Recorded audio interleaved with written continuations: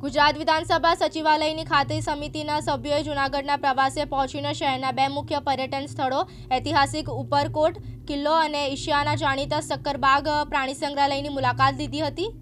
આ મુલાકાતનો મુખ્ય ઉદ્દેશ્ય સરકાર દ્વારા આપવામાં આવેલી ખાતરીઓનું પાલન અને પ્રાણીઓ માટેની સુરક્ષાઓનું એટલે કે સુવિધાઓનું નિરીક્ષણ કરવાનો હતો।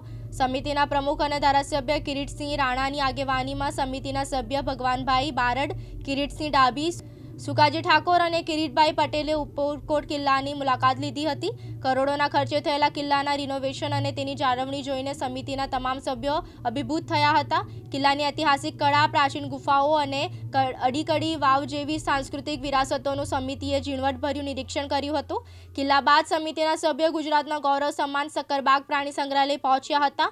અહીં તેમણે વન્યજીવોના સંરક્ષણ અને પાંજરાઓની વ્યવસ્થાની સાથે સાથે મુલાકાતીઓ માટે પીવાના પાણી, છાંયડો, બેઠક વ્યવસ્થા અને શૌચાલય જેવી પ્રાથમિક સુવિધાઓની તપાસ કરી હતી। પ્રાણી સંગ્રહાલયના અધિકારીઓ સાથે બેઠક યોજીને સમિતિએ વન્યજીવોના સ્વાસ્થ્ય અને પર્યટકોની સુરક્ષા અંગે ચર્ચા કરી હતી। મુલાકાત દરમિયાન સમિતિના સભ્યોએ ઉપરકોટ અને સક્કરબાગમાં આવેલા પ્રવાસીઓ સાથે સીધો સંવાદ સાધ્યો હતો।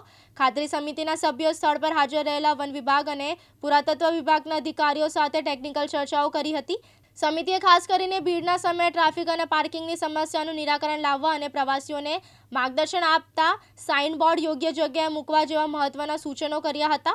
સરકાર દ્વારા વિધાનસભામાં આપવામાં આવેલી ખાતરીઓ મુજબ જ કામગીરી થાય તે માટે અધિકારીઓને સ્પષ્ટ સૂચનાઓ આપી હતી। પ્રકાશ દવે સાથે યજ્ઞેશ ભટ્ટ, દિવ્યાંગ ન્યૂઝ, જૂનાગઢ।